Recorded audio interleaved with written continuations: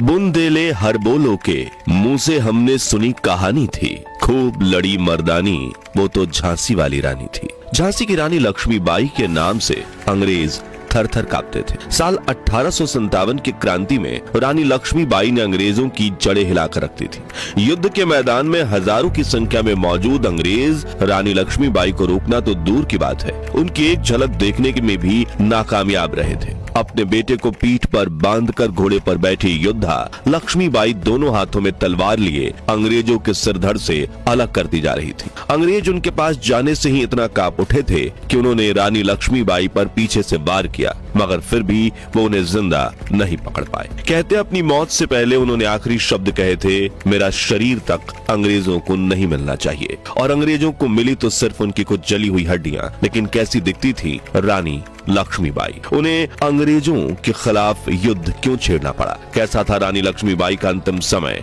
और उनकी मौत के बाद उनके बेटे दामोदर का क्या हुआ, जानेंगे भारत के महान इतिहास की इस महान और पहली महिला क्रांतिकारी के रोंगटे खड़े कर देने वाली कहानी को। लेकिन उसके पहले वीडियो को लाइक कर कमेंट बॉक्स में झांसी की रानी लक्ष्मीबाई के सम्मान में 2 शब्द जरूर लिखें। 19 नवंबर 1828 भारत की धर्मनगरी वाराणसी में एक कन्या का जन्म हुआ, जिसे मणिकर्णिका नाम दिया गया। लेकिन उसके माता पिता उसे प्यार से मन्नू कहकर पुकारते थे। मन्नू के पिता थे मोरोपंत तांबे, बिठूर जिले के पेशवा बाजीराव द्वितीय के दरबार में काम करते थे। इधर मन्नू जब 4 साल की थी तब उनकी मां भागीरथी का देहांत हो गया और मोरोपंत मनु को बिठूर ले आए, जहां मनु ने छोटी सी उम्र में तीरंदाजी, घुड़सवारी आदि खेल, कुश्ती और युद्ध विद्याएं सीख ली। उनका बचपन अपने चचेरे भाई नाना साहब और तात्या टोपे के साथ खेलते हुए गुजरा। कहते हैं एक ज्योतिषी ने मन्नू की कुंडली देखकर मोरोपंत से पहले ही कह दिया था कि एक दिन मन्नू किसी राजघराने की महारानी ही बनेगी।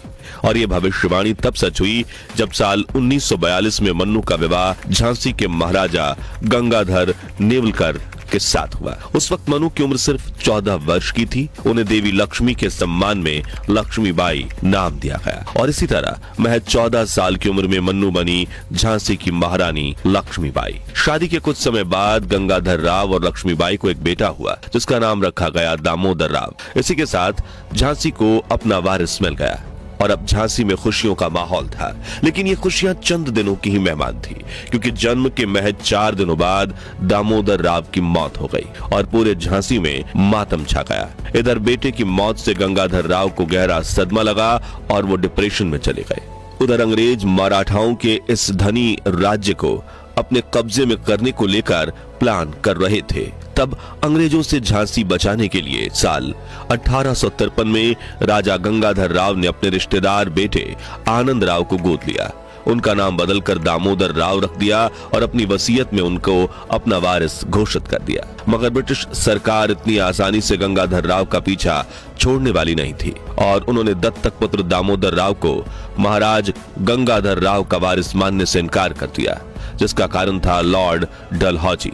साल 1848 में अंग्रेज अधिकारी बना जिन्होंने डॉक्ट्रिन ऑफ लैप्स नाम का एक नया कानून किया, जिसमें साफ लिखा था कि अगर किसी राजा के पास नेचुरल सक्सेसर यानी बेटा नहीं है तो उनका पूरा साम्राज्य ब्रिटिशर्स के पास चला जाएगा। अब तक डलहौजी पंजाब, सिक्किम, अवध और उदयपुर को अपना साम्राज्य बना चुका था और अब बारी थी झांसी की। और अब अंग्रेजों ने दामोदर राव को महाराज गंगाधर राव का उत्तराधिकारी मानने से इनकार कर दिया था। इस सदमे में 21 नवंबर 1853 के दिन झांसी के महाराज की मौत हो गई और पूरे राज्य की जिम्मेदारी आ गई रानी लक्ष्मीबाई के कंधे पर, जो जल्द ही भारत में ब्रिटिश हुकूमत की नींव हिलाने वाली थी। अब कहानी में आगे बढ़े तो महाराज की मौत के बाद रानी लक्ष्मीबाई को झांसी का महल छोड़ना पड़ा और उन्होंने 3 मंजिल की साधारण हवेली रानी महल में शरण ली, जहां रानी ने वकील जॉन लैंग को मिलने के लिए बुलाया, क्योंकि वो हाल ही में ब्रिटिश सरकार के खिलाफ एक केस भी जीते थे। वो फारसी और हिंदुस्तानी भाषा भी बोल लेते थे और ब्रिटिशर्स उनके सामने लीगल बैटल लड़ने से कांपते थे। जब लैंग पहली बार झांसी आए तो रानी लक्ष्मीबाई ने अपने दीवान को एक घोड़े के रथ के साथ उन्हें लेने आगरा भेजा था। उन्हें 50 घुड़सवारों की एक पालकी झांसी ले आई, जहां रानी लक्ष्मीबाई ने उनसे मुलाकात की। दोनों ने अंग्रेजों के खिलाफ लीगल बैटल को लेकर कई घंटों चर्चा की, लेकिन रानी पर्दे पर्दे के पीछे बैठी हुई, मगर कुछ देर बाद उनके बेटे दामोदर ने अचानक से उस पर्दे को हटा दिया। जॉन लैंग ने पहली बार रानी को देखा, जिसका जिक्र करते हुए वो कहते हैं, रानी मध्यम कद की तगड़ी महिला थी। अपनी युवावस्था में उनका चेहरा बहुत सुंदर रहा होगा, लेकिन अब भी उनके चेहरे का आकर्षण कम नहीं था। मुझे एक चीज थोड़ी अच्छी नहीं लगी, उनका चेहरा जरूरत से ज्यादा गोल था। हाँ, उनकी आंखें बहुत सुंदर थीं और नाक भी काफी नाजुक थी। उनका रंग बहुत गोरा नहीं था। उन्होंने एक भी जेवर नहीं पहन रखा था सिवाय सोने की बालियों के। उन्होंने सफेद मलमल की साड़ी पहन रखी थी, जिसमें उनके शरीर का रेखांकन दिखाई दे रहा था। जो चीज उनके व्यक्तित्व को थोड़ा बिगाड़ती थी वो थी उनकी फटी आवाज। जॉन ने रानी लक्ष्मीबाई की तरफ से अंग्रेजों के खिलाफ काफी लंबी लीगल बैटल लड़ी, लेकिन अंग्रेज उनकी हर अपील को रिजेक्ट करते जा रहे थे। उन्होंने रानी को बताया कि अब लीगल बैटल से कोई फायदा नहीं होने वाला। इधर रानी लक्ष्मीबाई भी समझ गई थी कि अब जंग के अलावा कोई विकल्प नहीं है, और उन्होंने अंग्रेजों के खिलाफ हथियार उठा लिए। साल 1857 आते आते ब्रिटिशर्स और झांसी की रानी के बीच जंग के हालात बनने लगे। उन्होंने झांसी की सुरक्षा के लिए अपनी एक निजी सेना तैयार की, जिसमें महिलाओं की बड़ी भूमिका थी। झलकारी बाई, सुंदर मुंडेल और ना जाने कितनी महिलाएं रानी के नेतृत्व में तलवार चलाने और गोला बारूद से खेलने लगी थी। रानी ने साफ शब्दों में अंग्रेजों को चेतावनी दी थी, मैं अपनी झांसी नहीं दूंगी। अंग्रेज भी झांसी को हथियाने को लेकर किसी भी हद तक जाने को तैयार थे। इसलिए मार्च 1858 में जनरल यूरोज की अगुवाई में अंग्रेजी सेना ने झांसी पर चढ़ाई कर दी। झांसी की चारों तरफ से घेराबंदी कर दी गई। तोपों से महलों पर गोले बरसाए जाने लगे, लेकिन रानी लक्ष्मीबाई और उनके सिपाही डटे रहे। रानी खुद सैनिकों की तरह कवच पहनकर मैदान में उतर चुकी थी। उनकी तलवारें इस बात के गवाह थीं कि वो लड़ाई सिर्फ राज्य के लिए नहीं, पूरे भारतवर्ष की आत्मा के लिए लड़ रही थी।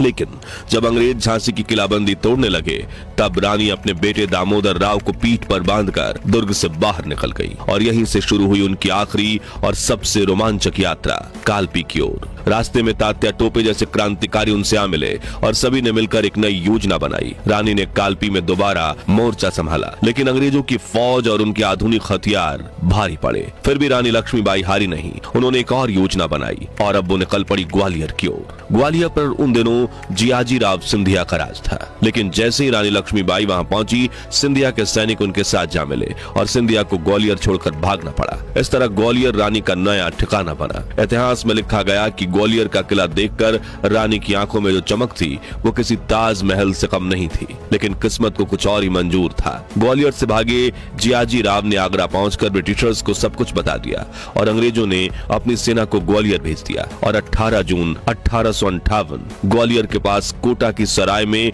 वो ऐतिहासिक युद्ध हुआ, जिसे आज भी भारत की आजादी की पहली नींव कहा जाता है। अपने बेटे को पीठ पर बांधे रानी लक्ष्मीबाई अपने घोड़े पर सवार थीं और दोनों हाथों में तलवार लिए वो अंग्रेजों के सर धड़ से अलग किए जा रही थीं। लेकिन अंग्रेजों के पास बंदूकें थीं जो रानी के सैनिकों पर भारी पड़ रही थी, लेकिन वो डटे रहे। इधर ब्रिटिश सेना की कमान संभाल रहे कैप्टन रॉड्रिक ब्रिग्स ने तय किया कि वो खुद आगे जाकर रानी पर वार करने की कोशिश करेंगे, लेकिन जब जब वो ऐसा करना चाहते, रानी के घुड़सवार उन्हें घेर कर उन पर हमला कर देते थे। उनकी पूरी कोशिश थी कि वो उनका ध्यान भंग कर दे। कुछ लोगों को घायल करने और मारने के बाद रॉड्रिक ने अपने घोड़े को एड़ लगाई और रानी की तरफ बढ़ चले। उसी समय अचानक रॉड्रिक के पीछे से जनरल रोज की ऊंट की टुकड़ी ने युद्ध के मैदान में एंट्री ली, जिसे रिजर्व में रखा गया था, क्योंकि रानी की सेना ब्रिटिशर्स पर भारी पड़ रही थी। ऐसे में इस टुकड़ी के अचानक लड़ाई में कूदने से ब्रिटिश खेमे में जान आ गई। रानी से फौरन भाग गई।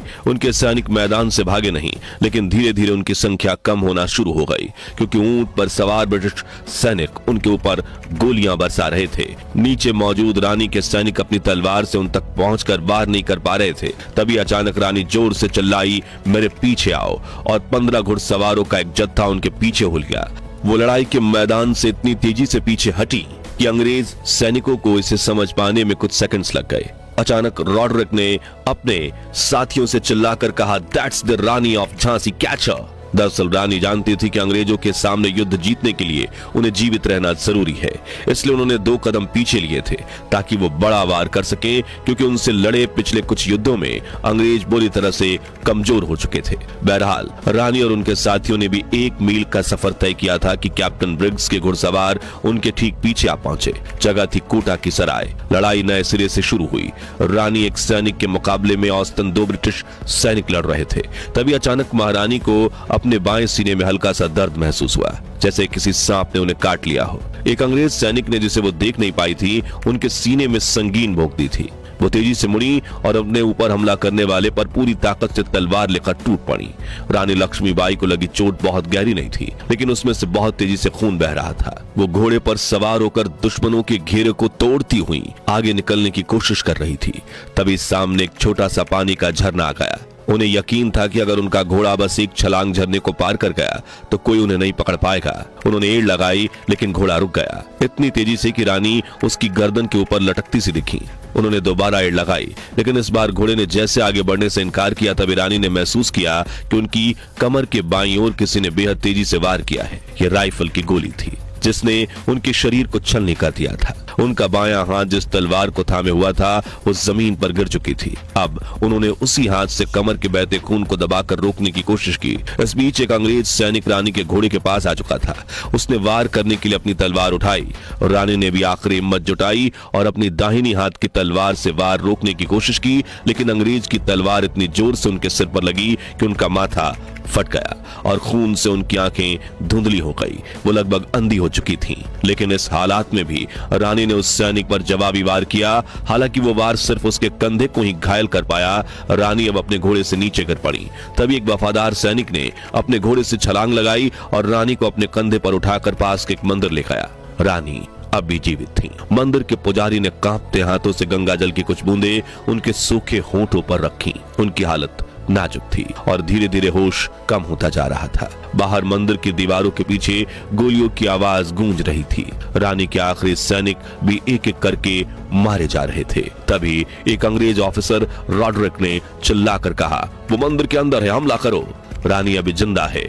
उधर मंदिर के पुजारियों ने अंतिम प्रार्थनाएं शुरू कर दी थी। एक आंख पर चोट की वजह से बंद और दूसरी आंख बड़ी मुश्किल से खुली हुई। रानी की सांसें तेज हो रही थीं। उन्होंने कांपती आवाज में अपने एक सैनिक से कहा, दामोदर, मैं उसे तुम्हारी देख रेख में छोड़ती हूँ। उसे छावनी ले जाओ, दौड़ो, उसे ले जाओ। सैनिक ने भी वही किया और इस तरह दामोदर को बचा लिया गया। इधर रानी लक्ष्मीबाई की सांसें अब उखड़ रही थीं। खून उनके फेफड़ों में भर रहा था और वो अंदर से डूबने लगी थी। तभी जैसे अचानक उनमें आखिरी जान लौट आई। वो बोली, अंग्रेजों को मेरा शरीर नहीं मिलना चाहिए। और ये कहते उनका सर एक और लुढ़क गया।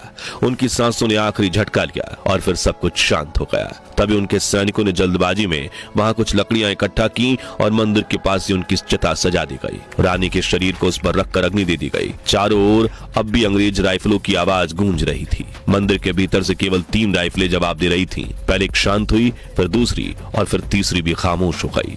अंग्रेज जब मंदिर के अंदर घुसे तो वहां सन्नाटा था। पुजारी और रानी के सैनिकों के रक्त रंजित शव जमीन पर पड़े थे, लेकिन उन्हें सिर्फ रानी लक्ष्मीबाई के शव की तलाश थी। तभी रॉड्रिक ब्रिग्स की नजर एक जलती हुई चिता पर पड़ी। उसने अपने बूटों से उस आग को बुझाने की कोशिश की, राख हटाई, लेकिन वहां सिर्फ जले हुए हड्डियों के अलावा कुछ और नहीं था। इधर रानी के बेटे दामोदर 2 सालों तक अंग्रेजों से बचकर भागते रहे और साल 1860 में अंग्रेजों के सामने सरेंडर कर दिया। बाद में उसे अंग्रेजों ने पेंशन भी दी और 58 साल की उम्र में जब उनकी मौत हुई तो वो पूरी तरह से कंगाल हो गए थे।